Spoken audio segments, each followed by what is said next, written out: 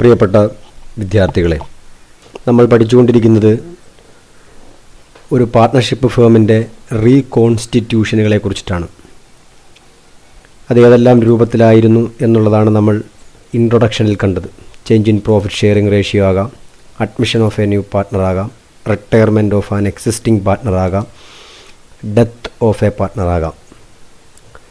അതിൽ admission of a partner നമ്മൾ കണ്ടു കഴിഞ്ഞു. മറ്റൊന്ന് നമുക്ക് നോക്കാനുള്ളത് change in profit sharing ratio ആണ്.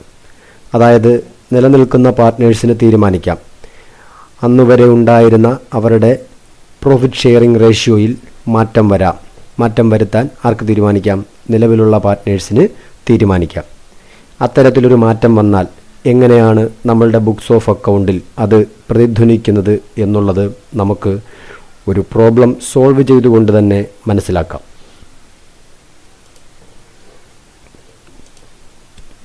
Change in profit sharing ratio നോക്കൂ. ഇത്തരം മാറ്റങ്ങൾ വരുത്തിയാൽ, നിലവിലുള്ള പ്രോഫിറ്റ് ഷെയറിംഗ് റേഷ്യോയിൽ വ്യത്യാസം വന്നാൽ അതിൻ്റെ റിസൾട്ട് എന്തായിരിക്കാം? ചില പാർട്ട്ണർക്ക് അത് നേട്ടമായിരിക്കാം, മറ്റു ചില പാർട്ട്ണർക്ക് അത് കോട്ടമായിരിക്കാം. ക്ലിയർ? നേട്ടമുണ്ടാക്കിയ പാർട്ട്ണർ, അതായത് ഗെയിൻഡ് പാർട്ട്ണർ, തീർച്ചയായിട്ടും നഷ്ടമുണ്ടാക്കിയതിന് കോമ്പൻസേഷൻ നൽകണം. ഈ കോമ്പൻസേഷൻ എല്ലാം തന്നെ നമ്മൾ നൽകുന്നത് ഗുഡ്വിൽ അക്കൗണ്ടിലൂടെയാണ്.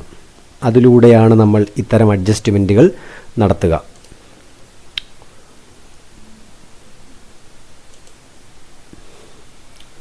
നോക്കൂ, ഒരു പ്രോബ്ലം.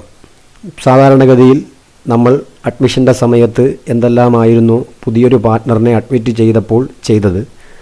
അത്തരം എല്ലാ അഡ്ജസ്റ്റ്മെൻറ്റുകളും പ്രോഫിറ്റ് ഷെയറിംഗ് റേഷ്യോയിൽ മാറ്റം വരുമ്പോൾ നമ്മൾ ചെയ്യേണ്ടതായിട്ടുണ്ട്.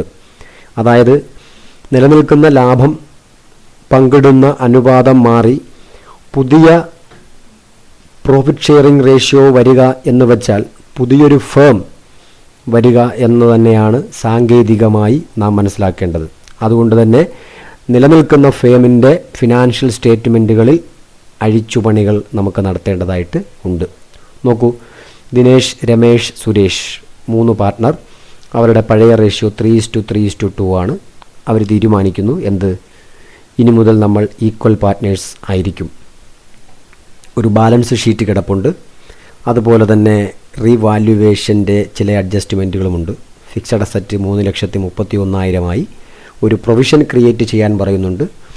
Goodwill of the firm calculate ചെയ്യാൻ പറയുന്നുണ്ട്. 4.5 വർഷത്തെ ഇയേഴ്സ് ഓഫ് പർച്ചേസ് വെച്ചിട്ട് കാൽക്കുലേറ്റ് ചെയ്യാൻ പറയുന്നുണ്ട്. സ്റ്റോക്കിൻ്റെ കാര്യം പറയുന്നുണ്ട്. അവസാനം പറഞ്ഞിരിക്കുന്നത് ഗുഡ്വിൽ ഒരു കാരണവശാലും ബുക്കിൽ എന്ത് ചെയ്യുന്നില്ല? പ്രസൻറ്റ് ചെയ്യുന്നില്ല. Okay, goodwill was not appear in the books. കൃത്യമായിട്ടും ഗുഡ്വില്ലിനെ ബുക്കിലോട്ട് എടുക്കുന്നില്ല. ഓക്കെ, എങ്ങനെയാണ് ഈ പ്രോബ്ലം സോൾവ് ചെയ്യുക എന്നുള്ളത് നമുക്ക് പരിശോധിക്കാം. തീർച്ചയായിട്ടും ആദ്യം നമുക്ക് എന്ത് കാൽക്കുലേറ്റ് ചെയ്യണം? സാക്രിഫൈസും ഗെയിനും. തുടക്കത്തിൽ പറഞ്ഞതുപോലെ ലാഭനഷ്ടം പങ്കിടുന്ന അനുപാതത്തിൽ വ്യത്യാസം വരുമ്പോൾ നിലനിൽക്കുന്ന പാർട്ട്ണറിൽ ചിലർക്കുണ്ടാകുന്ന നേട്ടം മറ്റു ചിലർക്ക് കോട്ടമായിട്ട് വരും. ഇതാർക്കാണ് നേട്ടമുണ്ടായത്, എത്രയാണ് നേട്ടം? ആർക്കാണ് കോട്ടമുണ്ടായത്, എത്രയാണ് കോട്ടം? ഇത് നമ്മൾ കാൽക്കുലേറ്റ് ചെയ്തതിന് ശേഷം ഇതിൻ്റെ അടിസ്ഥാനത്തിലാണ് നമ്മൾ എന്ത് ചെയ്യുന്നത്? ഗുഡ്വില്ലിലൂടെയാണ് നമ്മൾ ഈ പറയുന്ന നഷ്ടം പരിഹരിക്കുന്നത്. ക്ലിയർ? നോക്കൂ, ഇവിടെ ഈ പ്രോബ്ലത്തിൽ നമുക്ക് നോക്കാം. പാർട്ട്നേഴ്സ് ദിനേശ്, രമേശ്, സുരേഷ്. അവരുടെ ഓൾഡ് റേഷ്യോ 3:3:2. ഇനി അവരുടെ ന്യൂ റേഷ്യോ 1:1:1. അങ്ങനെയാണെന്നുണ്ടെങ്കിൽ ഇത് തമ്മിലുള്ള ഡിഫറൻസ് എത്രയായിരിക്കും? അതായിരിക്കും ഒന്നുകിൽ സാക്രിഫൈസ് ആയിരിക്കാം, അല്ലെങ്കിൽ ഗെയിൻ ആയിരിക്കാം. നമുക്ക് നോക്കാം. ദിനേശ് 8-3 നിന്നും 3 കുറയ്ക്കുമ്പോൾ 1/24 അദ്ദേഹത്തിന് എന്ത് സംഭവിക്കുന്നു? സാക്രിഫൈസ് സംഭവിക്കുന്നതായിട്ട് നമുക്ക് കാണാം. അതുപോലെ തന്നെ രമേശ് 8-3 നിന്നും 1/3 കുറയ്ക്കുമ്പോൾ 1/24 അദ്ദേഹത്തിനും സാക്രിഫൈസ് സംഭവിക്കുന്നുണ്ട്.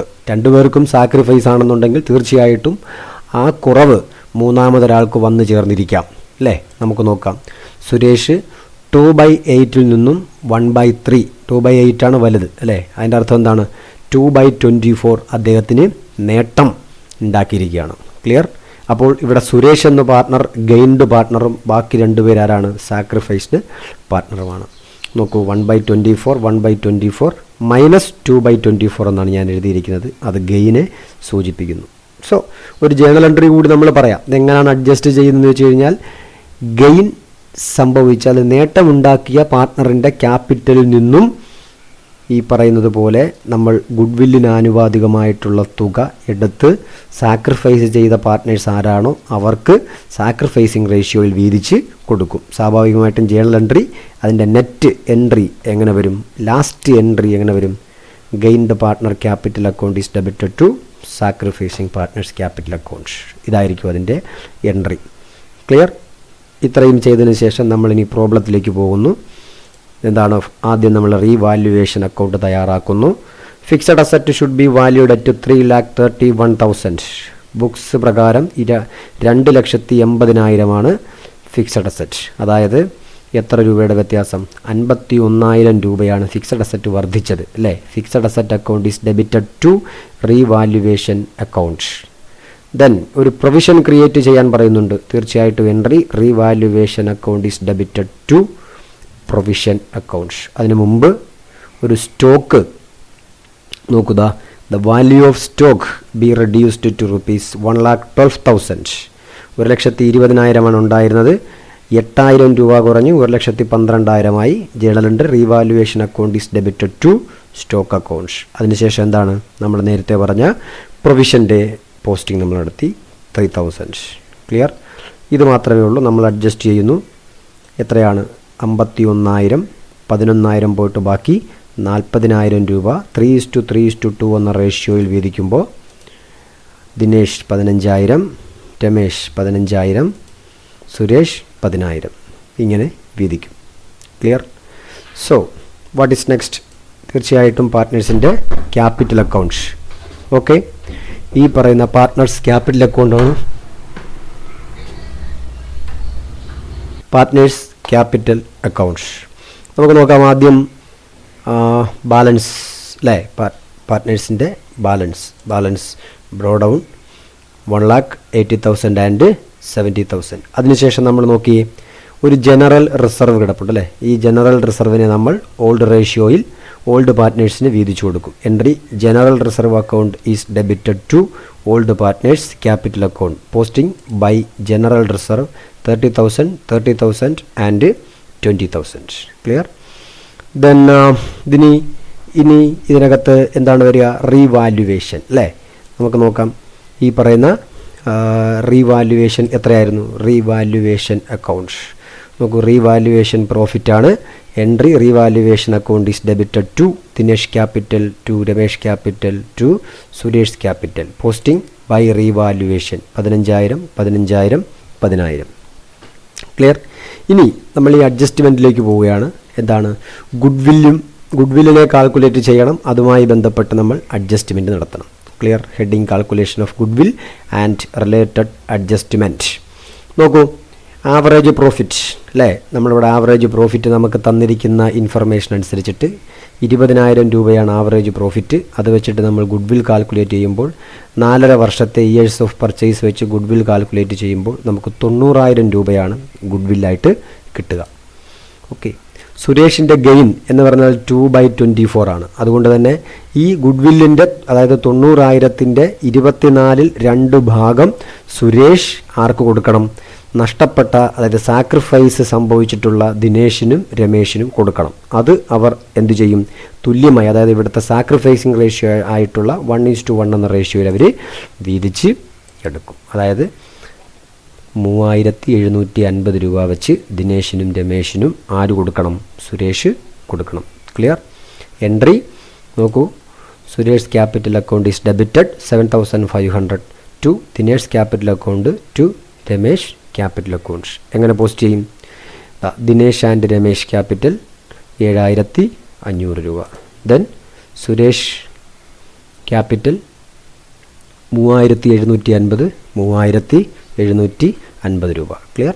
ഇത് മറ്റൊരു രീതിയിൽ നമ്മൾ മുമ്പ് പഠിച്ചിട്ടുണ്ട്. മറ്റൊരു രീതി ഈ 2 എൻട്രി പാസ്സാക്കി നമുക്ക് ഈ പ്രോബ്ലം ചെയ്യാവുന്നതാണ്. ഓക്കെ, നമ്മൾ 90,000 രൂപയ്ക്ക് ഗുഡ്വില്ലിനെ റൈസ് ചെയ്യുന്നു. ഏത് റേഷ്യോയിൽ? 3:3:2 എന്ന റേഷ്യോയിൽ നമ്മൾ അത് റൈസ് ചെയ്തതിന് ശേഷം അതിനെ പുതിയ റേഷ്യോയിൽ നമ്മൾ റൈറ്റ് ഓഫ് ചെയ്താലും ഇത് തന്നെ ആയിരിക്കും നമുക്ക് ഉത്തരം കിട്ടുക. ഓക്കെ, അത് നമ്മൾ ഓൾറെഡി പഠിച്ചിട്ടുണ്ട്. ഏത് രീതി വേണമെങ്കിലും നിങ്ങൾക്ക് ഫോളോ ചെയ്യാവുന്നതാണ്. എനിവേ, ക്യാപിറ്റൽ അക്കൗണ്ട് നമ്മൾ എന്ത് ചെയ്യുന്നു? ബാലൻസ് ചെയ്യുന്നു. ബാലൻസ് ചെയ്യുമ്പോൾ 1,48,750 രൂപ, 1,28,750 രൂപ, 92,500 രൂപ സുരേഷിനും ബാലൻസ് ആയിട്ട് വരും. So what is next? Balance sheet, right? നമ്മൾ ബാലൻസ് ഷീറ്റ് തയ്യാറാക്കുന്നു. ബാലൻസ് ഷീറ്റ് നമ്മൾ തയ്യാറാക്കുമ്പോൾ ആദ്യം നോക്കൂ, സൺട്രി ക്രെഡിറ്റേഴ്സ് 1,50,000 പ്രത്യേകിച്ച് മാറ്റമില്ല. ജനറൽ റിസർവ്, ഇനി ഇവിടെ ജനറൽ റിസർവ് ഉണ്ടോ? ഇല്ല. അതുകൊണ്ട് തന്നെ ജനറൽ റിസർവിനെ നമ്മൾ എടുക്കുന്നില്ല. ദെൻ പാർട്ട്നേഴ്സ് ലോൺ, അല്ലേ? അത് മാറ്റം ഒന്നും തന്നെ ഇല്ല. ദിനേഷ് 40,000, രമേഷ് 30,000, രണ്ടും കൂടി കൂട്ടി 70,000 രൂപ. അതിനുശേഷം പാർട്ട്നേഴ്സിൻ്റെ ക്യാപിറ്റൽ അക്കൗണ്ട്, പുതിയ ക്യാപിറ്റൽ അക്കൗണ്ട്, അല്ലേ? ദിനേഷ് 1,48,750, രമേഷ് 1,28,750, സുരേഷ് 92,750, കൂട്ടി 3,70,000. അസറ്റ് സൈഡ് നോക്കി, ക്യാഷ് അറ്റ് ബാങ്ക് മാറ്റമില്ല, 40,000 രൂപ. Bills receivable 50,000. സൺട്രി ഡെറ്റർ 60,000 നിന്നും പ്രൊവിഷൻ 3,000 കുറച്ച് ബാക്കി 57,000. സ്റ്റോക്ക് 1,20,000 ആയിരുന്നു, 8,000 രൂപയ്ക്ക് ഡിപ്രീസിയേഷൻ സംഭവിച്ചു, 1,12,000. ഫിക്സഡ് അസറ്റ് 2,80,000 ആയിരുന്നു, പക്ഷേ ഇപ്പോൾ അത് 3,31,000 ആയിട്ട് വർദ്ധിച്ചു. 3,31,000. ടോട്ടൽ ചെയ്യുമ്പോൾ 5,90,000 രൂപയാണ് നമ്മളുടെ ടോട്ടൽ. ഓക്കെ, ഇങ്ങനെയാണ് നമ്മൾ ചേഞ്ച് ഇൻ പ്രോഫിറ്റ് ഷെയറിംഗ് റേഷ്യോയുടെ കാര്യത്തിലും പ്രോബ്ലം ചെയ്യുന്നത്. അപ്പോൾ അഡ്മിഷൻ ഇല്ലാതെയും അഡ്മിഷൻ സമയത്ത് നമ്മൾ ചെയ്തത് എന്തെല്ലാം പ്രക്രിയയാണോ അത്തരം പ്രക്രിയകളെല്ലാം തന്നെ നമ്മൾ ഏത് സാഹചര്യത്തിലും ചെയ്യണം, ചേഞ്ച് ഇൻ പ്രോഫിറ്റ് ഷെയറിംഗ് റേഷ്യോയുടെ കാര്യത്തിലും ചെയ്യണം.